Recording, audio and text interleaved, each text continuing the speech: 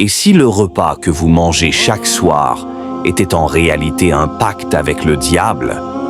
On raconte qu'à Abidjan, il y a longtemps, dans un quartier où les maisons se serraient les unes contre les autres, comme pour se protéger de la nuit, une femme préparait des plats si délicieux que personne ne pouvait s'en passer. Elle s'appelait Aminata. Chaque soir, les familles s'installaient autour de grandes marmites fumantes. Le poisson grillait doucement sur le feu de bois. L'odeur du riz parfumé emplissait les ruelles et les rires d'enfants résonnaient jusque tard. Tout semblait simple, tout semblait normal. Mais derrière chaque assiette, derrière chaque bouchée, se cachait un secret que nul n'aurait voulu découvrir. Car ces repas ne nourrissaient pas seulement les corps, non, ils nourrissaient autre chose, une présence ancienne, affamée, invisible. Et lorsque les premiers habitants tombèrent malades, il était déjà trop tard. Aminata passait inaperçue, une silhouette discrète, presque effacée. Toujours la tête baissée, elle ne parlait pas beaucoup. Elle ne riait jamais. Ses pas glissaient sur le sol sans bruit, comme ceux d'une ombre. Certains disaient « Cette femme, elle est trop timide ».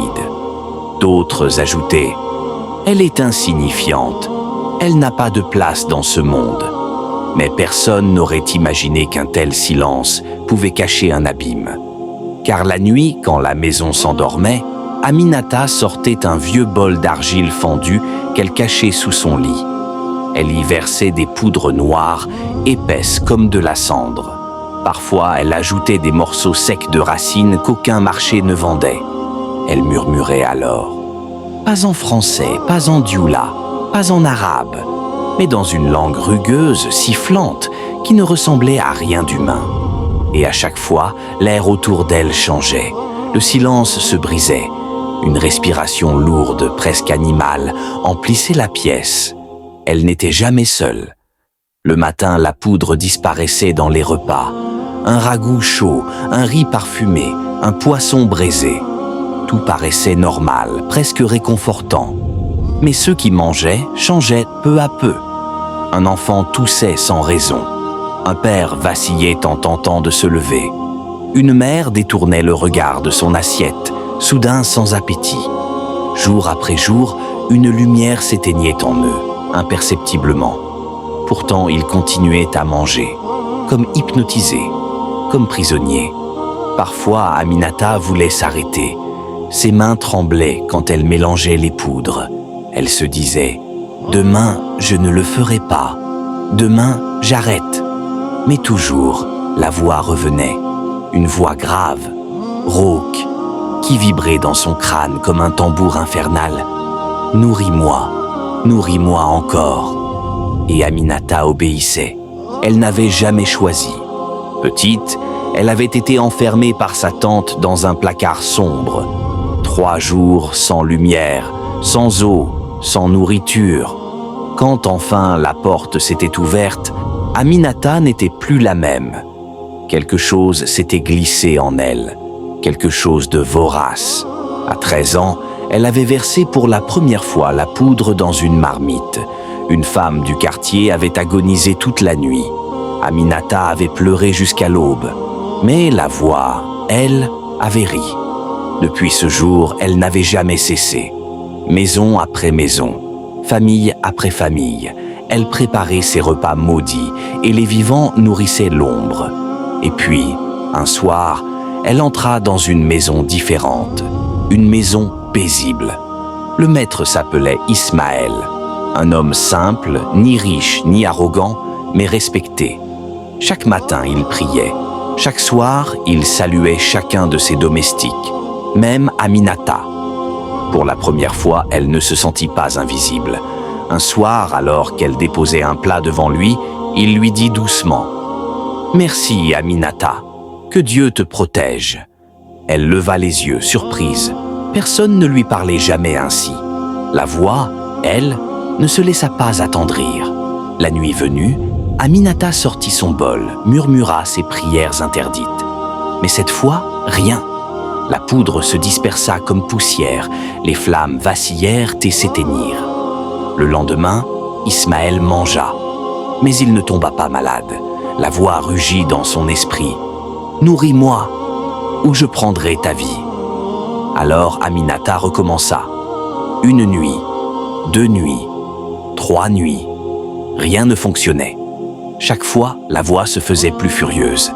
Les nuits d'Aminata se transformèrent en cauchemars. Elle voyait des cuisines géantes, baignées de sang. Des marmites bouillonnaient de visages hurlants. Elle se réveillait trempée de sueur, le cœur battant. Et toujours, le rire du démon résonnait.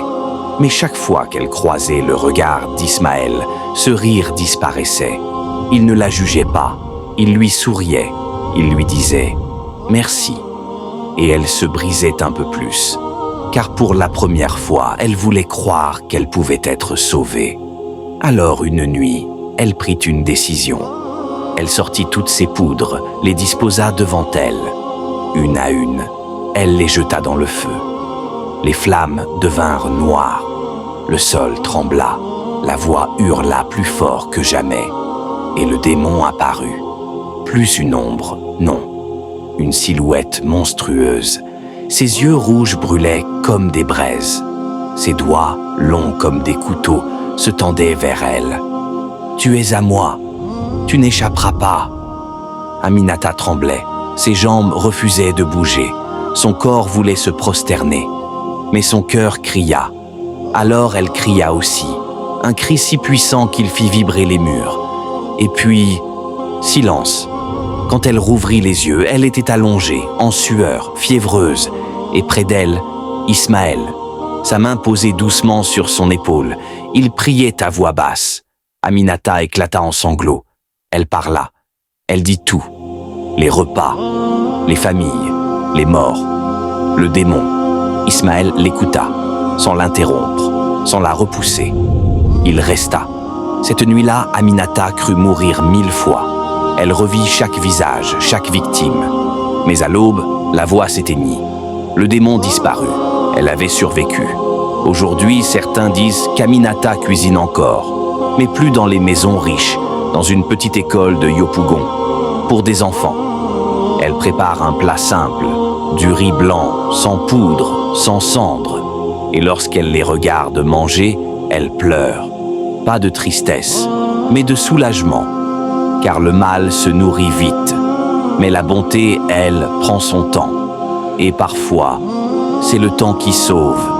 Et vous, auriez-vous mangé à sa table ?